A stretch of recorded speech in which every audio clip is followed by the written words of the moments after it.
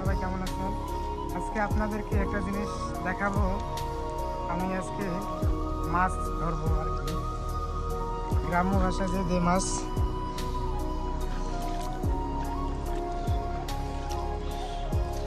এখানে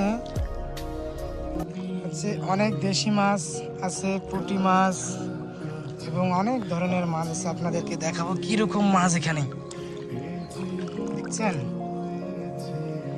একবারে। এই দেখেন কিরকম মাছ। আমি এখন আপনাদেরকে দেখাবো যে মাছ কিরকম ধরছে আর কি।